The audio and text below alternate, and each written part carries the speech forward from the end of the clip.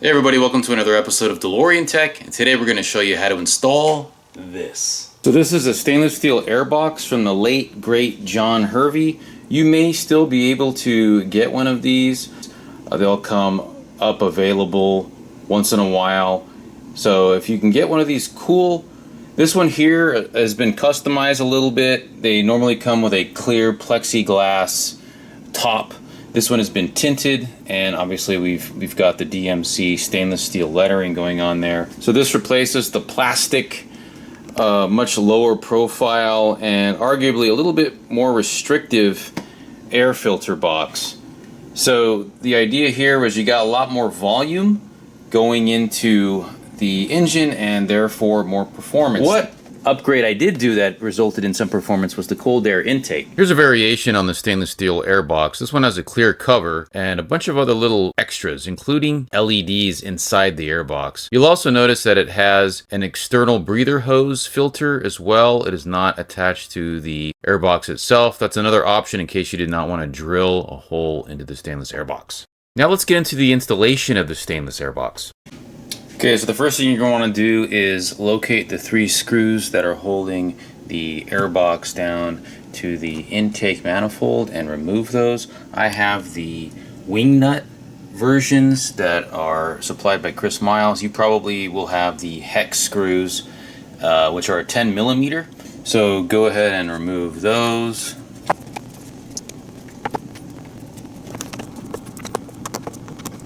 So you'll notice that the screw in the back is longer than the other screws. So next you're going to want to remove the breather hose connection.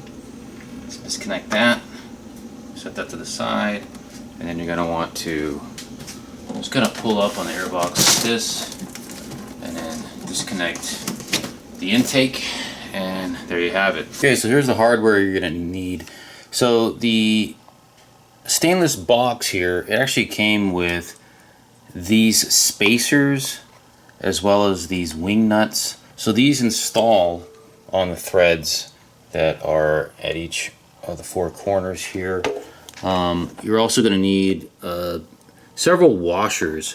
I even got this really big washer here, and I'll show you why I use this. The airbox did not come with this. I just found that for my particular car, that installing a large washer helped with the installation, and I'll show you what that is. But every car is a little different, so the stainless steel airbox may not install exactly the same in your car as it does in mine. You're also going to need to retain one of the hex screws, one of the shorter ones. You won't need the other 2, the long one and the other short one, because the airbox doesn't install that way. So it is also highly recommended to change the O-ring here to a larger diameter O-ring. Chris Miles recommended a Dorman auto grade OE O-ring from a Ford. I'll go ahead and drop down all the information about that in the comments so you can order that. The reason being is because the original airbox had an opening that's just a little tighter than the stainless steel one, so the stainless steel one's going to need a larger O-ring there in order to help with that seal. I also recommend using the opportunity to upgrade to a high performance air filter such as this K&N air filter. This is the same one that we showed you in that video we did a few years ago. I actually ordered this one from DMC Houston. So the pricing was pretty good, and I also wanted to see which one they were using, so I confirmed that this is the exact same model number that we had in that video from a few years ago. Another note here that I have added another fitting here that was not included with the stainless steel airbox to accept the breather hose as well. That's definitely something that you could do. Just drill a hole out there and insert your fitting from behind, and you can use some RTV silicone to seal it from the inside. So the first thing you're going to want to do is remove the lower half of the filter box. The reason why is because you're going to actually use this half with the new stainless steel airbox. So we're going to continue to use this.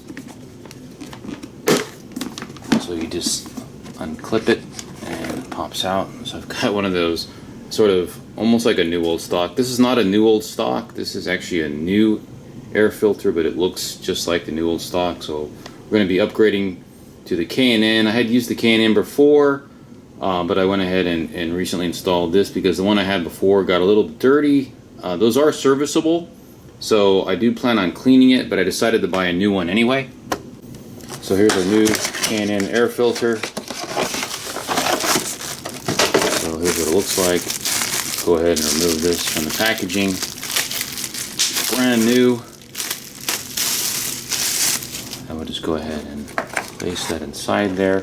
It's not the perfect fit. Of course, you know, there could be some warping of my airbox here, but this actually fits pretty good. You want to make sure that that is properly in there so you can kind of see where it should go, right? And just make sure you kind of press it in. That way you get a good seal there. So it fits okay. It's not the best. You just got to make sure that the rubber doesn't start to stick out here from the edges, right? So you could always use a heat gun to try to mold this in there, but for the most part I think you're actually okay just kind of pressing it down like that. So what you'll do is make sure you got this oriented correctly, the intake tube on the outside, and what I like to do is kind of just slide it in.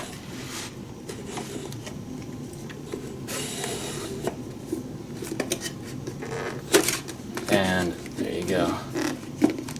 Next, you're going to want to start installing your hardware. On some of these you'll be able to get a washer. On at least one of them you won't. There's just not enough threads there. So these actually hold the lower half of the airbox down. So you put your washer there and then your wing nut. And just kind of get those started.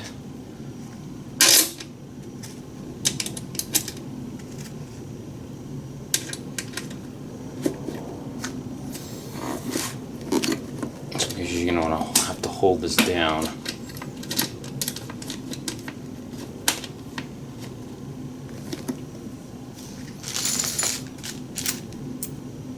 So this one right here is the one we're going to have to install a larger washer. So we'll do that later. We'll get this one on first.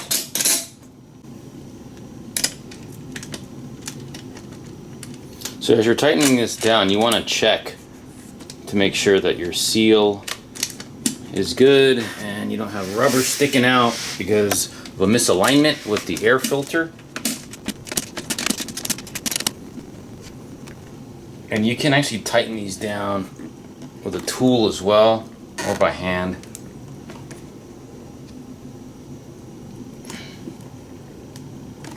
There we go. So this one I'm going to do a little bit later. So I had to use this larger spacer in order to get it to work with the wing nut. It just wasn't happening.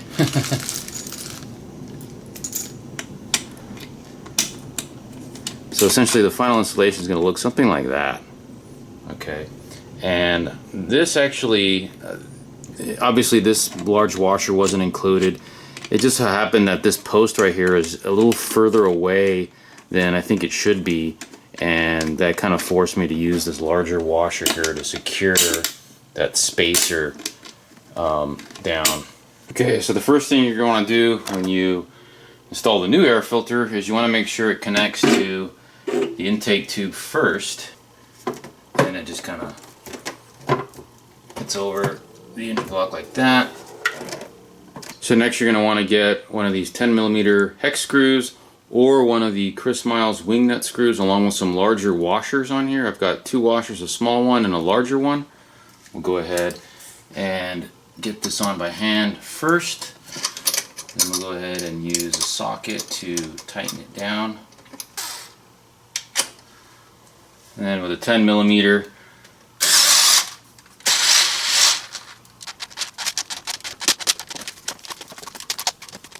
there we go. Okay, so last order of business is that post right there. So we need to secure that post down, and really the only way to do that is to utilize a much larger washer than what was provided. So it's really this one right here that I use, along with the wing nut and the spacer. And I install these at this corner right here last. So while the airbox is actually on. And it's not that easy. You want to get the washer on first, then the spacer, of course, and then the wing nut. You don't want to lose any of this hardware, so be very careful. A lot of this is going to have to do by feel. It's even harder to film. Now the reason why I don't put this on before I mount the airbox is because that washer is so big that it kind of gets in the way and it's hard to get it aligned right. So I just do this afterwards. It's kind of a pain, but it is what it is. So I finally got the wing nut on there. So you can kind of see what that looks like from here and kind of what's going on there. I actually have the washer is slightly under the intake manifold right there. So it actually, once you get this wing nut tightened down enough, that washer actually secures the airbox even more than was originally intended. So that's actually just the little thing that I kind of came up with there, just to make life a little easier for me and my car. You may not need to do this with your airbox or your car, but this is just something that I found that seems to work for me. So tightening that wing nut down might be somewhat of a chore. So you could use a pair of pliers or a pair of needle nose, but as long as you can get a gap roughly equivalent to this right here, you should be fine. That's pretty tight, and I can try to move this thing around and it's not loose at all. It's very tight. So the next thing you're going to want to do is just reattach your breather hose. And that's basically it. Just make sure your intake tube is nice and secure there. You don't want any gaps in there as well. So you can go around and try to tighten these down as much as you can. Just don't over tighten them too much. And that's pretty much it. So the other thing I had to do, because if you notice the profile on this is there's a lot more, right? There's a lot more thickness here, so there's a lot more volume in the airbox. So the issue I had was when I closed my engine cover, I was having rubbing issues right here. So I actually took a Dremel and dremeled this down a little bit right here, just to make sure that it wasn't rubbing. And now I have no problems. Other folks who have installed this don't have that problem at all. So maybe their engines aren't up as high as mine is, or maybe their engine cover is a little higher. I don't know. Again, every car is different. No two cars are the same, and it just so happened that my engine cover was rubbing. It was hitting like around here.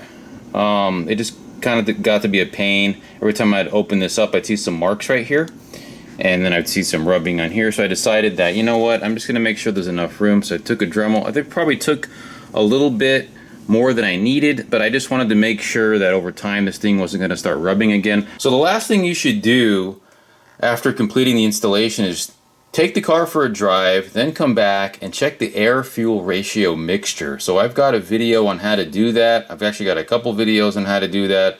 I'll drop that as a card here in the video, and I'll drop a link in the description for that as well. The reason why you want to do that is because by changing out this air filter box to one that has a larger volume, that may affect the volume of air that's actually going into the intake manifold here. Now, more than likely you're not going to have an issue, but it really doesn't hurt to check that after you've completed the installation. Take the car out, drive it, get it up to temperature, then make the air-fuel ratio mixture adjustments.